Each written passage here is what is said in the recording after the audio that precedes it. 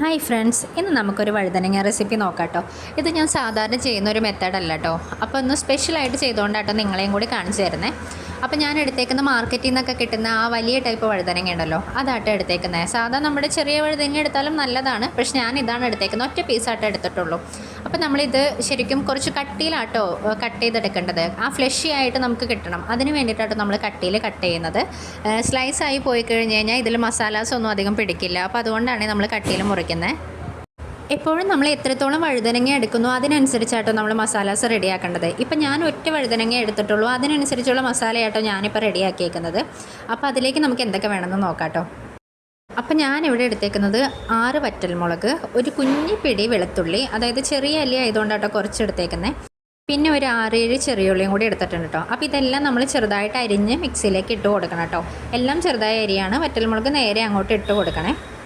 ഇനി ഇതിലേക്ക് ആവശ്യമായിട്ടുള്ള പൊടികളാട്ടോ പറയുന്നത്. എല്ലാം നമ്മൾ 1/4 ടീസ്പൂൺ വെച്ചിട്ടാണ് എടുക്കുന്നത്. കാരണം ഒറ്റ വഴുതനങ്ങ ഉള്ളതുകൊണ്ടാണ് നമ്മൾ ഈ 1/4 ടീസ്പൂൺ എടുക്കുന്നത്. അപ്പം നമ്മൾ യൂസ് ചെയ്യുന്നത് ഉപ്പ്, കാശ്മീരി മുളക് പൊടി കൂടാതെ നമ്മൾ സാധാ മുളക് പൊടിയും കൂടി ഞാനൊരു 1/4 ടീസ്പൂൺ ചേർത്ത് കൊടുക്കുന്നുണ്ട് കേട്ടോ.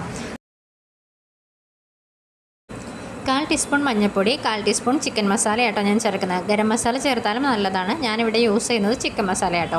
അത് കൂടാതെ നമ്മൾ കുറച്ചൊരു ഓയിലും കൂടി ചേർത്ത് കൊടുക്കാം കേട്ടോ. നമുക്ക് ഏത് ഓയിൽ വേണമെങ്കിലും ചേർക്കാം. ഞാനിവിടെ വെളിച്ചെണ്ണ ആട്ടോ ചേർക്കുന്നത്. ഇനി ഒരു അരമുറി നാരങ്ങയും കൂടി വേണം കേട്ടോ. അതും കൂടി നമ്മൾ ഈ മിക്സി ജാറിലേക്ക് എല്ലാം ഒഴിക്കുമ്പോൾ ഒന്ന് പിഴിഞ്ഞ് ഇട്ട് കൊടുക്കണം കേട്ടോ. ഇപ്പോൾ വെളിച്ചെണ്ണയല്ല ഓയിലാണ് യൂസ് ചെയ്യുന്നതെങ്കിലും കുഴപ്പമൊന്നുമില്ല കേട്ടോ. അതൊക്കെ നമ്മുടെ ഇഷ്ടത്തിനാട്ടോ ചേർക്കുന്നത്. അപ്പോൾ ലാസ്റ്റ് ആൻഡ് ഫൈനൽ കുറച്ച് നാരങ്ങ നീരും കൂടി ചേർത്ത് കൊടുത്തിട്ട് നമുക്കിത് നല്ല പേസ്റ്റ് രൂപത്തിൽ അടിച്ചെടുക്കാം കേട്ടോ. ഇനി ഇതിലേക്ക് കുറച്ച് പെരിഞ്ചീരകം കൂടി നമ്മൾ ചേർത്ത് കൊടുക്കണം കേട്ടോ. അപ്പോഴാണ് നമ്മുടെ അതിനൊരു സ്മെല്ലും നല്ലൊരു ടേസ്റ്റും ഒക്കെ കിട്ടുള്ളൂ. അപ്പോൾ നമ്മുടെ മസാലയൊക്കെ ഇവിടെ റെഡി ആയിട്ടുണ്ട് കേട്ടോ. നല്ലപോലെ പേസ്റ്റ് രൂപത്തിൽ ഞാൻ അരച്ചെടുത്തിട്ടുണ്ട്. ഇനി നമുക്ക് വഴുതനങ്ങയൊക്കെ ഒന്ന് നിരത്തി വെക്കാം കേട്ടോ. അപ്പോൾ ഇത് കുറച്ച് കട്ടി കൂടിയതായതുകൊണ്ട് നമ്മളൊരു ഫോർക്ക് വെച്ച് കുത്തി കൊടുക്കുന്നുണ്ട് കേട്ടോ. കാരണം എന്ന് വെച്ച് കഴിഞ്ഞാൽ അതിൻ്റെ ഉള്ളിലേക്കൊക്കെ നല്ലപോലെ ഈ മസാല ഇറങ്ങാൻ വേണ്ടിയിട്ടാണ് നമ്മളങ്ങനെ ചെയ്യുന്നത്. അപ്പോൾ ഓരോരോ വഴുതനങ്ങയായിട്ട് ഞാൻ എടുത്തിട്ട് നല്ലപോലെ ഫോർക്ക് വെച്ച് കുത്തി കൊടുക്കുന്നുണ്ട് കേട്ടോ.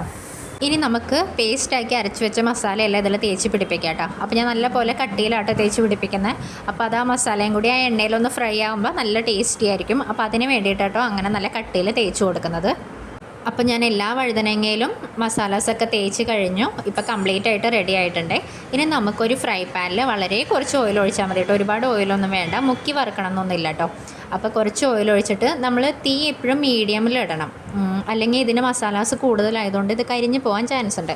അപ്പോൾ തീ മീഡിയത്തിൽ ഇട്ടിട്ട് നമുക്കിതൊക്കെ ഒന്ന് അപ്പുറം തിരിച്ച് ഒന്ന് ഫ്രൈ ചെയ്ത് കൊടുക്കാം കേട്ടോ.